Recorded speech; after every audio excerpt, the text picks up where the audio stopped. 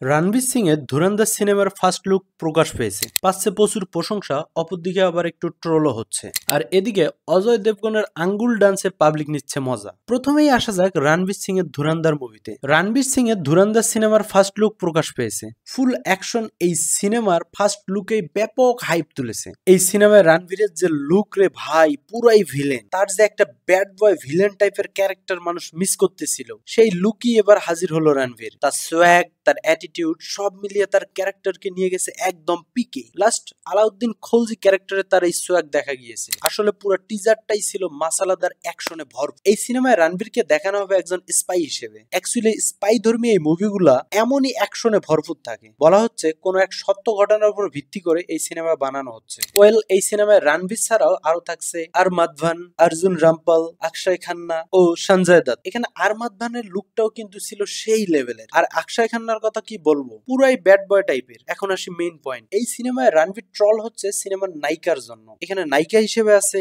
সারা অর্জুন। আর সারা অর্জুন রণবীরের প্রায় 20 বছরের ছোট। ঠিক এখানেই পাবলিক নিচ্ছে মজা। শেষে রণবীর সিং হাঁটুর বয়সী মেয়েদের সাথে সিনেমা করছে। আসলে সারা অর্জুন শিশু শিল্পী হিসেবে অনেকদিন থেকে ইন্ডাস্ট্রিতে আছে এবং ইন্ডিয়ার শিশু শিল্পীদের মধ্যে সে সব থেকে ধনী। প্রায় 10 কোটি রুপির মালিক এই অ্যাক্ট্রেস। ভাইরে ভাই, ট্রোল করে লাভ নাই। এখন ইন্ডাস্ট্রিতে অনেকে লং গ্যাপের অ্যাক্ট্রেসদের সাথে কাজ করছে, আর রণবীর করলেই দোষ।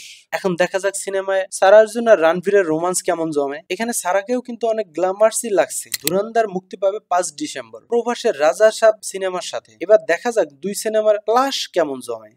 অপরদিকে অজয় দেবগনের ডান্স নিয়ে মানুষ নিচ্ছে মজা।